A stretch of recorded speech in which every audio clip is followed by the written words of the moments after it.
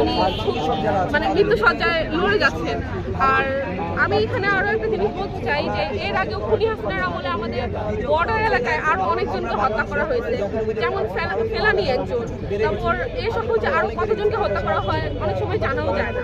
তো আমার কথা একটাই, প্রতিবেশী ভাই হিসেবে 1971 সালে হয়তো উনি আমাদেরকে হেল্প করতে পারে, কিন্তু তাই বলে এই নয় যে হ্যাঁ উনি আমাদের দেশের উপর তখন দাঁড়িয়ে পেশ করতে পারে।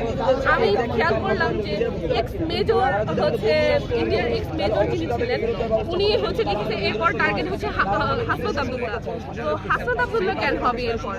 আমাদের তো টার্গেটে না, তোমরা আমার বন্ধু দেশ, আমরা বন্ধুত্ব বজায় রাখি, কিন্তু সেখানে দেখা যাচ্ছে আমাদের একটা রেশারেশি সম্পর্ক হয়ে গেছে। হাদি ভাইকে খুন করার পর সে আগে তো জুলাইয়ের যেটা দেখলাম যে আমাদের দেশে খুনি হাসিনা পালিয়ে সেখানে ভারতে আশ্রয় নেয়, আবার এখন দেখছি হাদিকে গুলি করার পর হাদির যে খুনিরা সেখানে ভারতের গুয়াহাটি এলাকায় আসামের গুয়াহাটি এলাকায় হচ্ছে আশ্রয় নিয়েছে। তাহলে আমরা তো ধরেই নিচ্ছি ভারত তাহলে সেখানকার আশ্রয়দাতা, খুনিদের আশ্রয়দাতা। আমরা বাংলাদেশের জনগণ হিসেবে এটা এক্সপেক্ট করবো যে আপনারা হয় আপোষে বসেন, তার জন্য আমরা হাই কমিশনারের এখানে দাবিতে এসেছি।